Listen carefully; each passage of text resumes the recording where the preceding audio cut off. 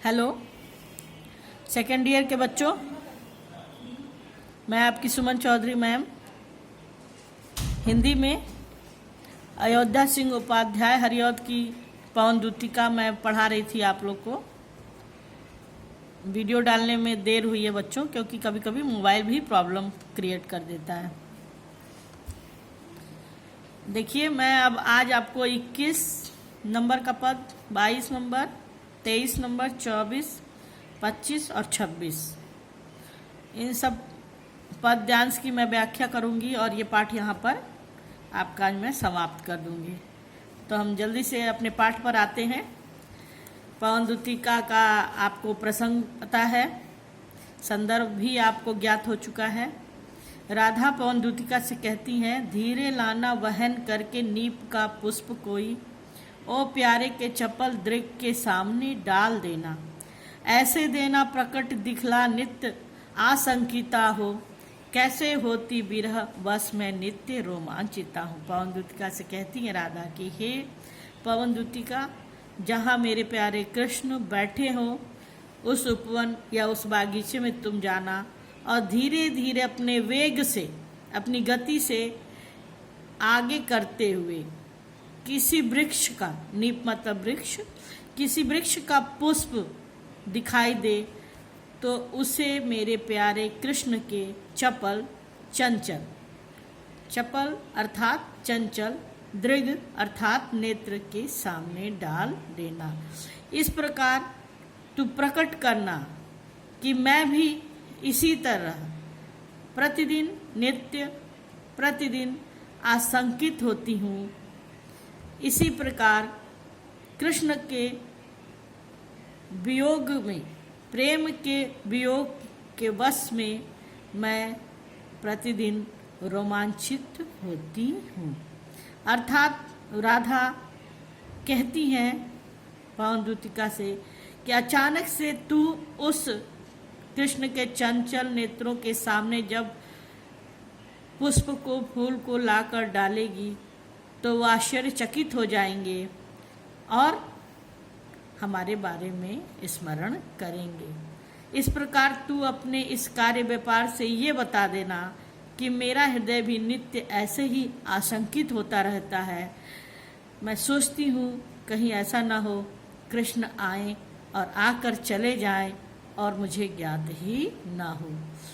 मैं सोचती रहती हूँ कि जब कृष्ण थे तो हम प्रेम में किस किस प्रकार से प्रेम के विभिन्न सोपानों को जिया करते थे। ऐसी विरह की अवस्था में मैं अपने उस बिताए हुए प्रेम के क्षणों को स्मरित करके नित्य रोमांचित होती रहती हूँ।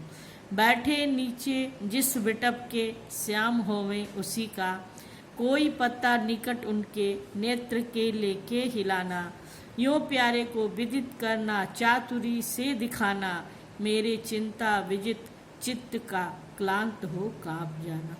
इसी प्रकार हे पवन दूतिका, यदि मेरे कृष्ण, मेरे श्याम जिस वृक्ष के निकट बैठे हो, मेरे श्याम जिस वृक्ष के नीचे बैठे हो, निकट नहीं नीचे, बिटप मतलब वृक्ष, नेत्र आप जानते हो आंखें, विदित मतलब बता देना, ज्ञात कराना, चातुरी मतलब चतुरता से, चतुराई से, चातुर्य से, मेरे चिंता विजित चित्त का, चिंता से ग्रसित हृदय, चिंता विजित चित्र अर्थात चिंता से ग्रसित हृदय का क्लांत होना, दुखी होना और कांप जाना।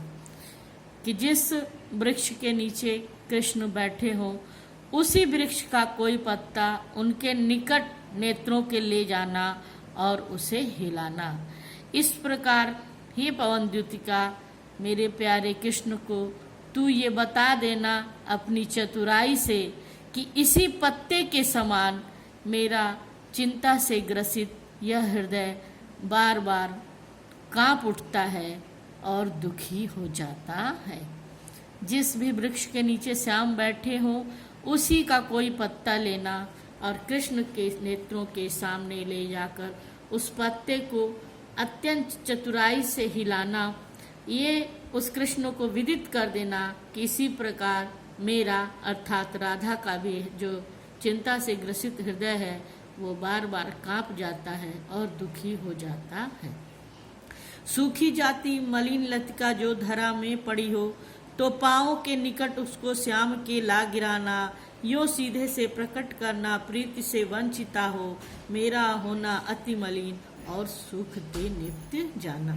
सूखी हुई कोई मुरझाई हुई लतिका धरा में, धरा पृथ्वी, लतिका लता जो फूल की लता होती है, मलिन मतलब मुरझाना, श्याम कृष्ण प्रकट करना दिखाना, प्रीति प्रेम से वंचित होकर, प्रेम से अलग होकर मैं भी इसी तरह अत्यंत ही मुरझा गई हूँ और प्रतिदिन सूखती चली जा रही हूँ। नित्य मतलब प्रतिदिन। इस प्रकार हे पवन द्युतिका, उस यदि धरा पर पृथ्वी पर तुझे कोई सूखी हुई मुरझाई हुई लतिका पड़ी मिले, तो अपने हवा के वेग से उस लतिका को जो मुरझाई हुई है, सूखी हुई है, उस लतिका को कृष्ण के, श्याम के पैरों के, पाँवों के, चरण के निकट लाकर गिरा देना। इस प्रकार तू सीधे सीधे प्रकट करना कि कृष्ण के प्रीति से, प्रेम से वंचित होकर, अलग होकर मैं भी इसी तरह मुरझा गई हूँ और नित्य सूखती जा रही हूँ, जिस तरह यह लतिका मलिन हो गई है और सूख गई है। कोई पत्ता नवल तरु का पीत जो हो रहा हो, तो प्यारे के दृग युगल के सामने ला उसे ही धीरे धीरे संभल रखना और उन्हें यूँ बताना, पीला होना प्रबल दुख से प्रोषिता सा हमारा। कोई पत्ता नवल तरु का, नए वृक्ष का, नवल नया, तरु मतलब वृक्ष, तो नया वृक्ष है तो पत्ते भी हरे भरे होंगे, किंतु राधिका कहती है नहीं, यदि उस वृक्ष में कोई दोष हो जाए या कोई उसके पोषण में परेशानी हो, तो नया वृक्ष का कोई पत्ता भी पीला हो सकता है। राधा नवयुवती हैं, वो कहती हैं कि हे पवन द्युतिका, कोई पत्ता, नए वृक्ष का कोई पत्ता यदि पीला पड़ गया हो, तो उसे मेरे प्यारे कृष्ण के दृग युगल, नेत्र युगल, दोनों नेत्रों के आगे लाकर अपने वेग से डाल देना और डालकर धीरे धीरे संभाल कर उनके समक्ष रखना। यूँ उन्हें बता देना कि मैं भी एक प्रोषिता नायिका सी धीरे धीरे उनके वियोग के अत्यधिक दुख से, प्रबल दुख से, अत्यधिक दुख से पीली पड़ती जा रही हूँ। यूँ प्यारे को विदित करके सर्व मेरी व्यथाएं धीरे धीरे वहन करके पाँव की धूलि लाना, थोड़ी सी भी रज चरण रज जो ला न देगी हमें तू, हाँ कैसे तो व्यथित चित्त को बोध मैं दे सकूंगी। हे पवन द्युतिका, इस प्रकार मेरे प्यारे कृष्ण को विदित बताकर सर्व समस्त मेरी व्यथाएं, मेरा दुख, मेरा कष्ट, मेरा संताप, ये सब तू बता देना और धीरे धीरे वहन करके उनके चरणों की धूलि को तू लाने का प्रयास करना। यदि थोड़ी सी भी उनकी चरण रज धूल, अर्थात धूल, चरण जानते हैं, रज धूल, जो थोड़ी सी भी उनके चरणों की धूल तू मुझे ला न देगी, तो तू ही बता मैं अपने व्यथित, दुखी, संतप्त, दुखी, कष्टमय हृदय को कैसे बोध अर्थात सांत्वना दे सकूंगी। इस प्रकार हे पवन द्युतिका, उस कृष्ण प्यारे के पास जाना, मेरे कृष्ण के पास जाना और मेरी समस्त दुखों का अपने कार्य व्यापार से वर्णन करना, उन्हें मेरा स्मरण कराना, गोपी गोपिकाओं की याद दिलाना और फिर उनके चरणों की धूलि धीरे धीरे वहन करके इस मेरे पास लाने का प्रयास करना।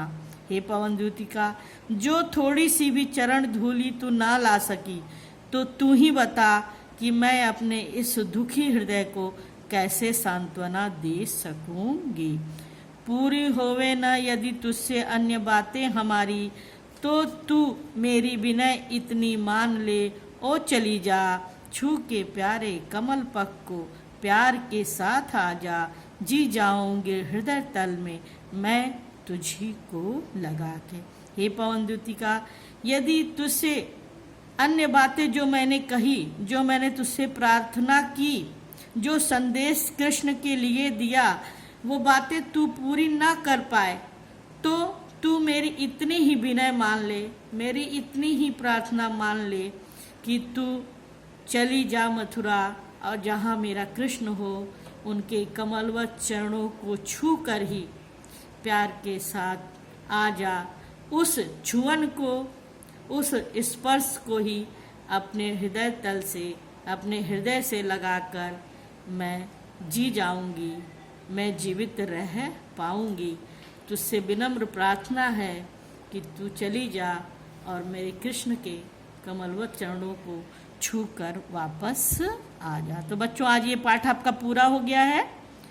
और जैसा कि आपको पता है कि संदर्भ आपको पता है कि प्रस्तुत पद्यांश हमारे पाठ्य पुस्तक हिंदी के पद्य खंड से उद्धृत है, और इस का पाठ का नाम पवन द्युतिका है। इसके रचयिता अयोध्या सिंह उपाध्याय हरिऔध है, और इसमें खड़ी बोली का प्रयोग किया गया है। तो आज ये पाठ पूरा होता है। इसका प्रश्नोत्तर हम दे चुके हैं, और इसके बाद मैं आपको अगला वीडियो कहानी पे डालूंगी, जो कहानी है पंचलाइट। धन्यवाद।